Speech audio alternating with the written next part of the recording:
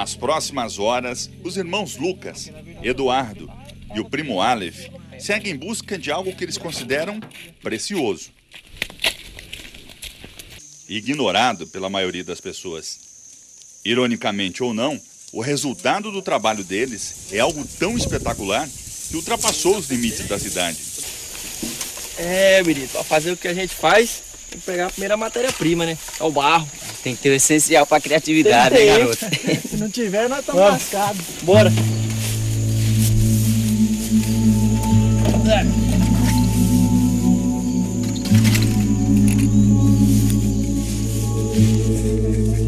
No cenário interiorano, segue em direção aos restos de uma fábrica de tijolos. Nela está o que eles precisam. O problema é chegar a um consenso de por onde começar. Lucas está decidido a levar barro seco. Convencer a turma é outra história. E aí, meu querido? Vamos tirar o barro aqui, ó. Isso aqui tá mais molhado. Aí tá mole, tá molhado. Vai ficar ruim para tirar esse aqui, não só. Tá muito Aí tá muito seco, moço. Moço, você é teimoso. Moço, não é questão de teimoso, mas isso aqui tá mais molhado aí. Vai Melhor levar barro mais pra demais. levar. Leva esse aqui daqui. Então vai levar o seco, então? Tá bom. Por hora, basta saber que eles são fazedores de máscaras, popularmente conhecidos como caretas. Por isso, a discussão é motivada pelo estilo de trabalho de cada um.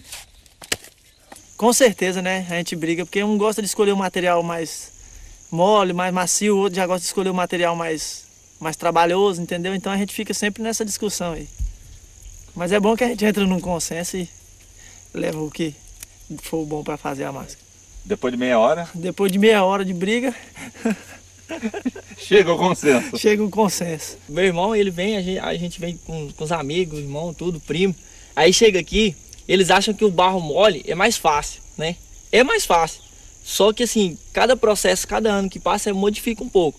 Aí como eu chego aqui, ele tá muito mole, às vezes é bom levar. Só que eu vou ter que esperar um tempo para ele endurecer, para ele ficar na quantidade que eu quero, né? Na forma que eu quero. Só que eu levar ele para mim fazer ele lá, fica bem mais fácil. Então por isso que dá discussão, assim, entre nós. Mas depois entra no consenso, leva do que der mesmo. Mas leva o barro de quem? O seu ou dele? Bom, cada um leva o seu, né? Que ele também faz, então ele leva o dele e eu levo o meu. Aí então cada um lá se vira. É uma carriolada de cada um. É uma carrolada de cada um. Aí chega lá, se vira qual que vai querer, qual que vai fazer. Porque cada um tem um jeito de modelar, né? Cada um trabalha. Ele trabalha com barro bem mais duro. O meu já é mais ou menos. E meu pai trabalha com barro mole. Então cada um trabalha de um jeito. Então cada um leva o carrinho que vai fazer sua massa lá para você preparar essa máscara. No final das contas, sobra só para mim fazer o modelo lá, os trem. Mas eu faço do meu jeito. Coloco o barro da consistência que eu quero. Escolheram um local em que o barro já tinha sido parcialmente trabalhado pela olaria. À medida que o carrinho enche, abre caminho para outro conflito entre o grupo: transportar a carga. Embora a experiência de alguns anos tenha permitido a eles criarem um sistema, digamos, bem-humorado, de fazer a divisão de tarefas. Agora que é a hora do vamos ver, né? Porque a gente tem que entrar em consenso, porque é longe, né? Se tiver aí a oportunidade de conhecer um pouco o local, e é meio dificultoso para a gente estar puxando. Então a gente sempre usa um lá atrás e dois aqui amarrados numa corda puxando na frente. E agora que a vida é difícil, porque assim, na verdade a gente tem essa brincadeira que é igual do burro puxar carroça, né? Aí quando o carroceiro tá lá atrás, o burro tá cansado, ele tem que trocar. Aí vai o daqui tá na frente para trás. No fim, todo mundo é carroceiro e burro. Todo mundo é carroceiro e burro. O importante é que chega lá. O importante chega. Chega cansado, mas chega. Todo esse trabalho ainda vai se repetir pelo menos 6 vezes nos 2 meses seguintes. A força vai aqui na frente, então... Quem faz a força é só Lá os só vai, fortes. lá só Os lá só fracos vai vai segurar. segurar. Deixa eu pegar. Pode ir lá, depois vai revezando. Pega, se vira. Isso aí, né? E lá vão eles. Caminho de volta com uma carga preciosa, escolhida a dedo.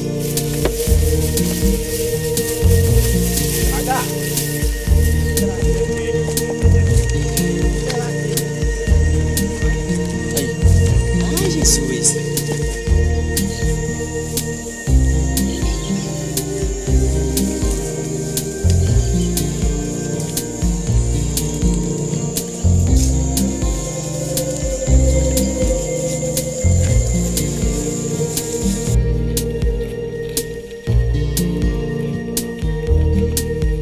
Embora todos os três tenham um viés artístico, desta vez o desafio de transformar o barro vai passar pelas mãos do Lucas. Na caixa de massa improvisada ao lado da rua, começa um ritual de preparação.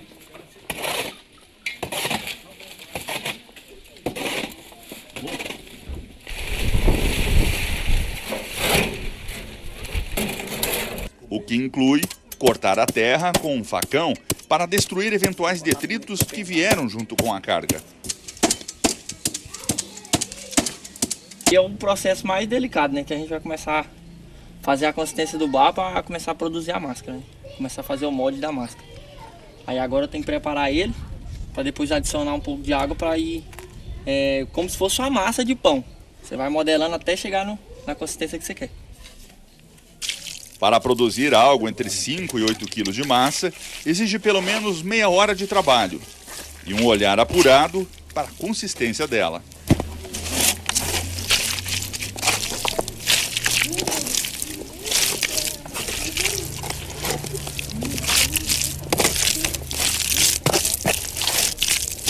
Você tá atento, se adicionar água demais fica muito mole. Às vezes aí tem que esperar ele endurecer mais um pouco para estar utilizando. Então, a quantidade de água aqui nesse caso é importante. Se você pôr muita água, fica muito mole. Então tem que pôr a quantidade de água ideal.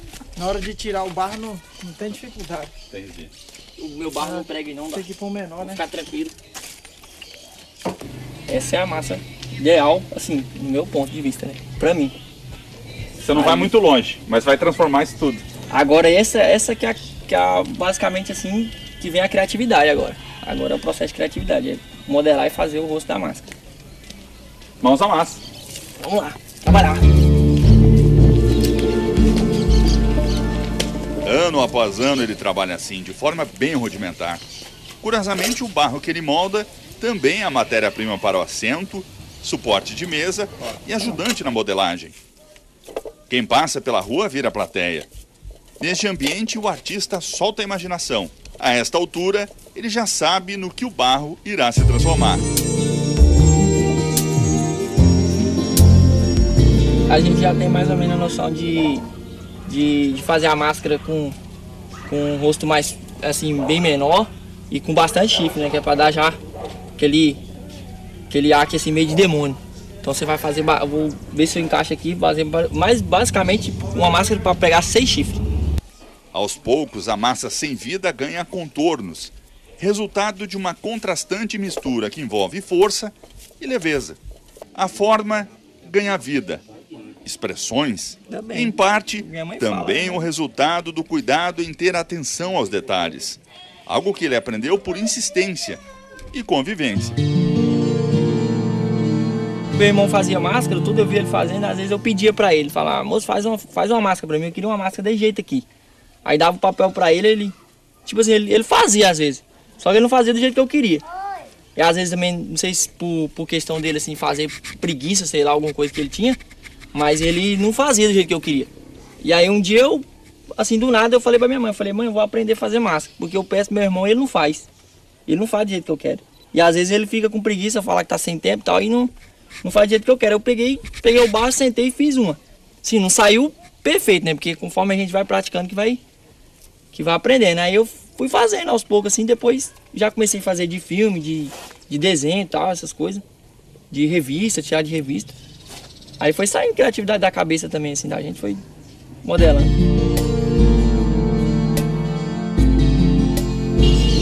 Terminei. Tá pronto agora.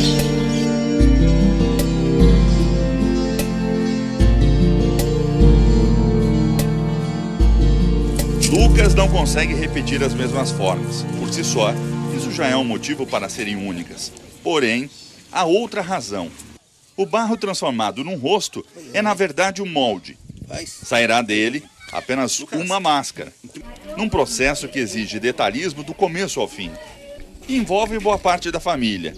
Nesta etapa, a mãe dele, Dona Terezinha, dá continuidade ao processo. Das mãos dela, surge o revestimento, num engenhoso processo que utiliza cola feita de polvilho e recortes de papel reciclado.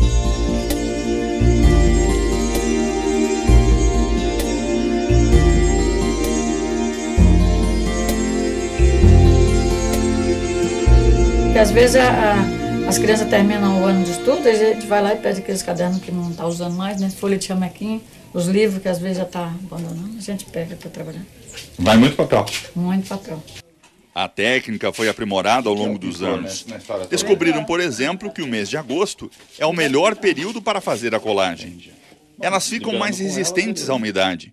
Além disso, para serem firmes, o acabamento é feito em camadas diferenciadas. A gente faz a cola do polvilho, aí a gente vem com papel, aí dá uma demão, marca, essa mesmo para terminar ela, dá o acabamento dela é 20 e 22 mãos. Quando as máscaras têm chifres, o processo é um pouco mais complexo. Aí a gente vai dar a demão de papel aqui, depois a gente corta, tira e coloca nessa máscara. De agora em diante vão depender da luz do sol. Uma vez seca, ela está pronta para a outra etapa, a pintura. Cabe a Eduardo retirar imperfeições e escolher as tonalidades. Dependendo a variedade de cor que você vai usar, se for muitas cores, você tem que fazer uma cor primeiro, deixar secar um pouco, e depois vem e faz a outra, entendeu? Essa aqui nós vamos usar uma pintura meio simples, dá para ir fazendo todo ela, né? No acabamento mais legal. Em questão de minutos, transformação. A maior parte do trabalho é feita com aerosol. Uma pistola de pintura ajuda nos retoques. E lá vai ela, de novo para a secagem. O processo inclui a colocação dos dentes. Eles são feitos de uma resina que permite moldá-los com mais realismo. Por fim, pintados. Aqui termina um longo e peculiar caminho de produção.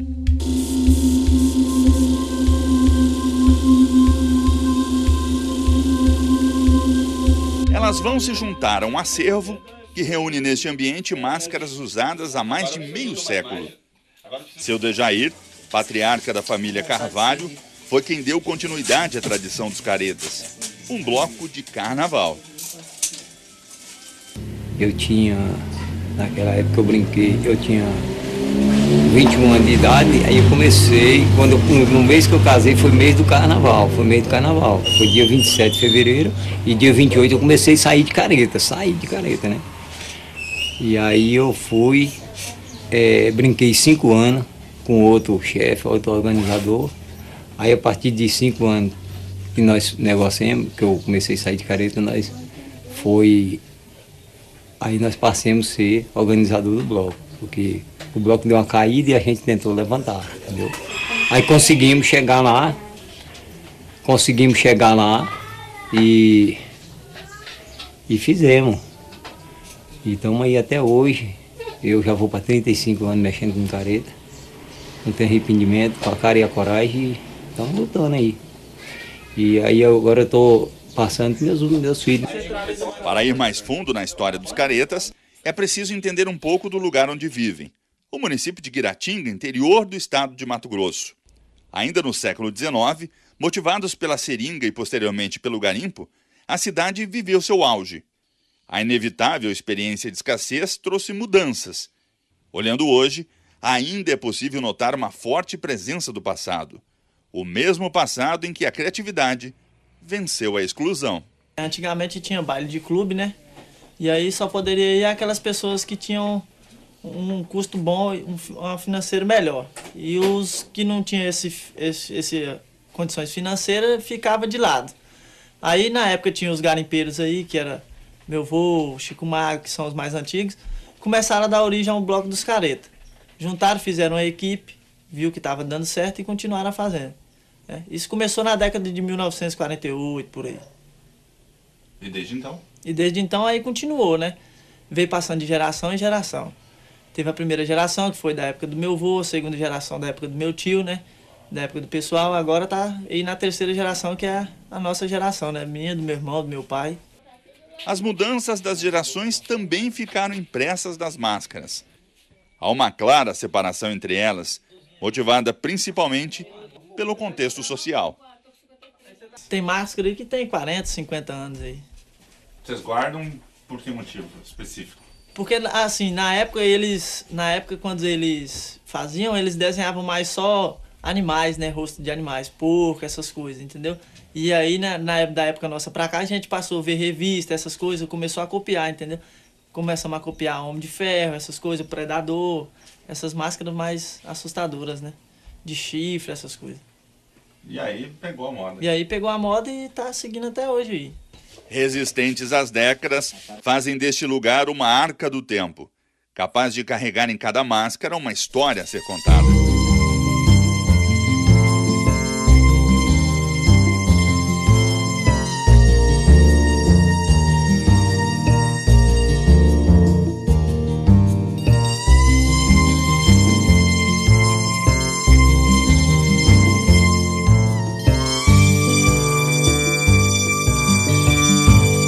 Quase todas estão à disposição da comunidade em época de carnaval. Não são vendidas, alugadas. Algumas exigiram tanto trabalho que viraram relíquias. Esta, por exemplo, é raridade para Lucas. Na opinião dele, o melhor trabalho até hoje. A gente, quando está produzindo, a gente já tem mais ou menos a noção de o que a gente quer fazer, né? Então, quer fazer mais ou menos assim, tipo, da revista, de um filme, de alguma coisa, quer fazer bem parecido mesmo. Então, se você for fazer o detalhe certo mesmo da máscara, vai demorar. Porque é bem mais, assim, dá muito mais trabalho, né? No caso. Então, basicamente essa máscara mesmo, a gente tirou do filme do Predador. Só que, assim, quando você pesquisa, você encontra vários modelos diferentes, né? Você encontra ela toda escura, ela do filme original, aí outra que alguém fez, um outro artesão fez ela diferente. Aí você vai adaptando, tipo, a pintura dessa aqui não é a original mesmo do Predador. Então já é uma pintura que eu adequei nela, né? Pra ficar diferente, pra não ficar totalmente igual, parecido que assim, a gente já fez essa, mas tem mais 7. Tem mais 7 máscaras parecidas com ela. Então a gente já faz pintura diferente, modela, aí vem trabalhar o dente, vem trabalhar o rumo do olho, essa questão dos espinhos, tal, assim, então demorou bastante tempo. Essa mesmo a gente produziu ela no barro, né? A gente fez o molde, as camadas de papel em fevereiro. Aí eu não consegui terminar ela pro carnaval, que estava muito em cima, tal, ficou meio difícil. Aí já em agosto a gente conseguiu já adequar algumas coisas nela, os cabelos, os adereços do cabelo, começou a colocar já os dentes, adaptando tudo. Aí em agosto eu consegui. Em fevereiro ela também tornou não sair no outro ano, né? Que foi 2015, eu comecei em 2014, fevereiro, agosto de 2014, 2015 ela não consegui sair com ela, ela só foi sair em 2015 no meio do ano, agosto. Aí eu consegui terminar ela todinha, pintado, foi basicamente entre faixa de 1 ano e meio, 2 anos, mais ou menos para ela estar pronta mesmo. Nem adianta tentar alugá-la, tampouco comprar. Essa aqui é o xodó, essa aqui não sai, tem hora que a mãe pergunta, por que você não vende, por que você não aluga? Não tem, essa eu não dou, não vendo e não empresto. Vai ficar onde? Vai ficar aí, fica aqui em casa guardada. Eu coloco ela numa caixa, tem uma caixa certinha, coloco o pano pra não pegar bicho, nada. Eu guardo ela e deixo ela guardada. Esse é o xodó. Ela representa o máximo que você pode chegar no seu trabalho? Essa aqui é assim, eu já fiz bem mais complicada, mas essa aqui é basicamente o que eu consegui fazer. Que essa aqui, toda vez que eu pego ela, que eu olho ela, eu fico encabulado. Como que eu consigo fazer isso aqui? Eu fico meio... Eu mesmo me faço a pergunta. Cara, como é que eu fiz isso aqui? Tem hora que é, assim, pra mim é gratificante, mas tem hora que eu pergunto, né? Como que eu consegui fazer isso aqui? Realistas ou não, para crianças e adultos elas são de encher os olhos. A diversão começa muito antes de sair pulando pelas ruas. Escolher a máscara é uma brincadeira. A graça está em escolher a fisionomia mais interessante. E com quem elas querem estar durante o carnaval? Careta. A explicação para isso se deve à popularidade que os caretas conquistaram ao longo dos anos e o que eles fazem com a cidade quando andam pelas ruas. E estamos prestes a vivenciar essa experiência. As máscaras são levadas para um ginásio da cidade e lá vão ajudar a compor o figurino dos foliões. Ernesto é um desses. Ele decidiu que vai se transformar. Essa técnica vem de muito tempo atrás, que a gente vai vendo desde quando era criança, vendo os caretinhas, até passar para os caretão. É uma técnica que a gente usa para totalmente mudar o corpo, ficar bem mais inchado, para mudar o corpo totalmente, para que ninguém conheça de verdade. Tem figurinos mais simples, outros mais elaborados. Das telas do cinema temos a experiência de que não é bom mexer com o predador. Por aqui, o predador também dá as caras. Também vai atacar as pessoas. Trouxe cada arma Eu lanço talco, spray nas pessoas. Isso aí não faz mal nenhum. Não faz mal nenhum, só pra se divertir. Eduardo, Lucas e o primo Aleph ajudam a ditar o ritmo da festa. E lá estão eles, percorrendo as ruas.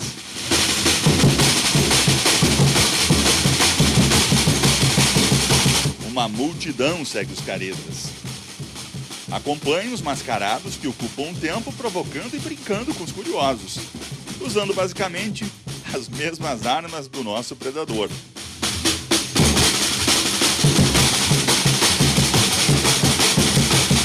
Em meio às pessoas emprestando um rosto à festa, está o resultado de anos de trabalho daqueles que dedicaram boa parte da vida a manter essa tradição em Guiratinga.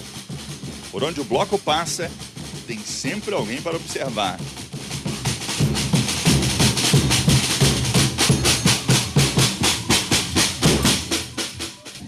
Eu acho interessante, eu acho bonito. Então, eu cresci com essa tradição aqui na nossa cidade, né? E o pessoal vem de fora, de longe para ver. Meu avô foi um dos pioneiros, né? Então, a gente cresceu gostando.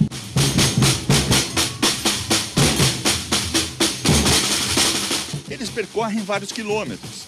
Entre os participantes estão moradores que vieram até aqui, motivados pela curiosidade de assistir ao desfile.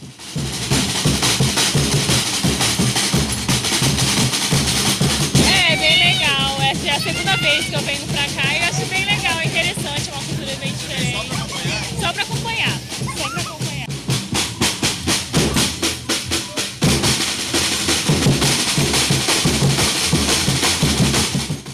E assim segue a festa. Entre os ilustres moradores da cidade está o ator Ataíde Arcoverde. Nós temos os caretas, os mascarados, que na Paraíba, e no Piauí, tem duas cidades que são geniais pelo fato de fazer máscaras em papel machê, que é máscaras feita na argila, com cola, essa coisa mais artesanal. Mas eu já estive lá. Eu acho que Guiratinga bate. Não tem como você andar no Brasil inteiro e não ver um lugar onde se constrói máscaras mais interessantes do que Guiratinga. Pelas ruas, um cordão de festeiros formado por moradores locais e turistas. Uma casa simples, em condições limitadas de produção, moradores esforçados, apaixonados por aquilo que transcendeu gerações.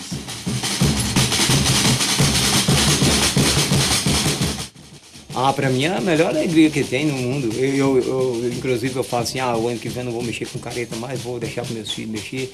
Mas chega na época eu fico doido para mexer com careta. Aí fica a atitude deles, eu converso com eles primeiro, vamos colocar, vamos. Olha, eu sou que sabe. E eu já falo para eles, vocês também que sabem. Porque eu sem vocês eu não sou ninguém. É uma história que para mim já veio da minha família, né? Então a gente cresceu nisso, viveu praticamente nisso. E aí a gente gosta e não quer deixar morrer a tradição. A gente enfrenta várias dificuldades, como vocês tenham visto aí, não é fácil, mas na hora que se organiza tudo, que o pessoal vão pra rua, aquilo ali é um prazer da gente ver o pessoal brincando, satisfeito, né? Sem violência, sem nada. Isso aí é uma maior satisfação pra gente.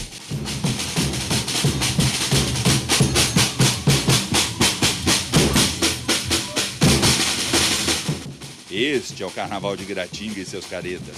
Uma turma animada e criativa. Entre rostos sorridentes ou assustadores, conseguiram dar uma nova cara ao lugar onde vivem.